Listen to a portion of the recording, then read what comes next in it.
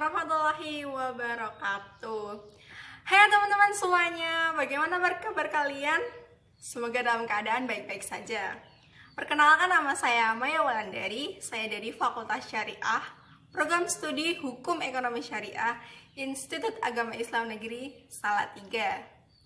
Pada kesempatan kali ini, saya akan sedikit memberikan informasi kepada teman-teman semua mengenai keuangan publik dan kebijakan fiskal Islam.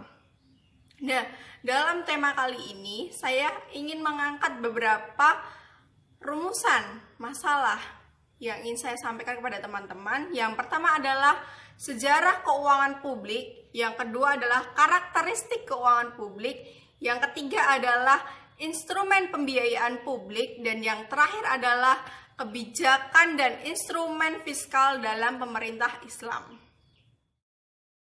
Sejarah keuangan publik Islam, sejarah yang pertama adalah pada masa Rasulullah SAW.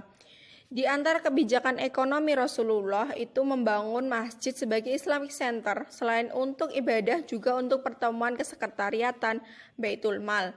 Selanjutnya itu dengan mempersaudarakan antara kaum muhajirin dan kaum ansor, yang mana kelompok ansor memberikan sebagian harta kepada kaum muhajirin untuk dipergunakan dalam kegiatan produksi sampai kaum muhajirin dapat melangsungkan kehidupannya. Selain itu juga ada kebijakan lainnya, yaitu menciptakan kedamaian negara, membuat konstitusi negara, menyusun sistem pertahanan Madinah, meletakkan dasar-dasar sistem keuangan negara, merehabilitasi muhajirin dari Makkah di Madinah, mengeluarkan hak dan kewajiban kepada warga negaranya. Sejarah keuangan publik pada masa Rasulullah itu yang kedua, dengan Khalifah Abu Bakar yang pertama. Abu Bakar sangat memperhatikan keakuratan penghitungan zakat. Zakat yang dikumpulkan di Baitul Mal selalu didistribusikan tanpa sisa. Khalifah yang kedua adalah Umar bin Khattab. Pada masanya beliau mengambil kebijakan, yaitu dengan mengangkat masalah Baitul Mal, kepemilikan tanah, zakat dan urus, sedekah untuk non-muslim, mata uang, klasifikasi pendapatan negara dan pengeluaran. Khalifah selanjutnya adalah Khalifah Utsman bin Affan. Pada masanya ada kebijakan baru yang diambil, yaitu meningkatkan dana pensiun, meningkatkan keamanan pertahanan laut, membangun wilayah tabungan baru, meningkatkan khoros dan ziyah. Terus Khalifah yang terakhir adalah Khalifah Ali bin Abi Thalib. Pada masanya dia berbeda dengan masa sebelumnya karena pemerintahannya sangat sederhana, ketat, dan melakukan pendistribusian harta Baitul Mal dari pusat ke provinsi yang selalu beliau lakukan pada saat sepekan sekali. Bahasan selanjutnya mengenai karakteristik keuangan publik itu yang pertama, hajat orang banyak harus dikelola dan menjadi tanggung jawab negara.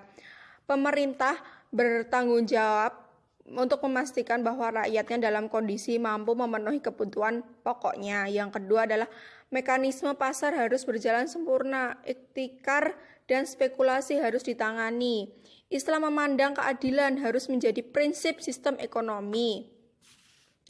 Yang ketiga itu adalah upaya untuk mensyariahkan sektor pertanian.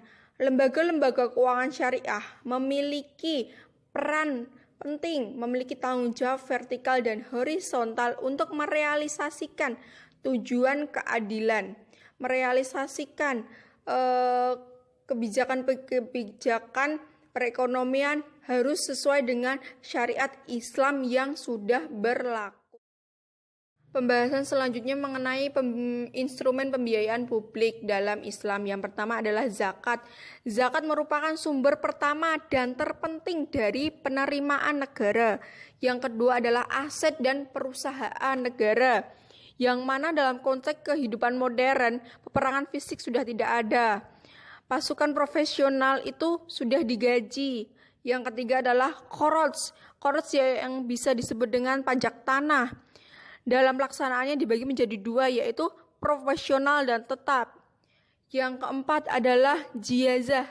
Meskipun jizyah merupakan hal wajib, namun dalam ajaran Islam ada ketentuan, yaitu jizyah dikenakan kepada seluruh non-muslim dewasa laki-laki yang mampu membayarnya.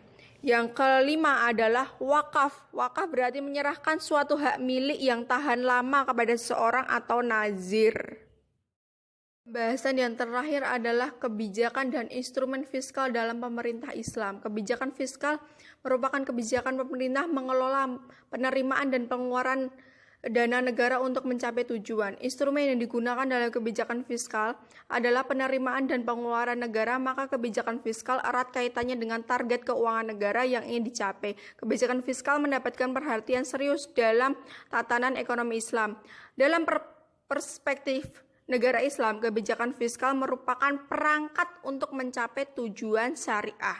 Maka penting dan perlu sekali adanya sebuah kebijakan fiskal dalam pemerintah Islam. Gimana teman-teman semuanya? Semoga apa yang saya sampaikan tadi bermanfaat buat kalian dan saya juga. Kurang lebihnya mohon maaf. Wassalamualaikum warahmatullahi wabarakatuh.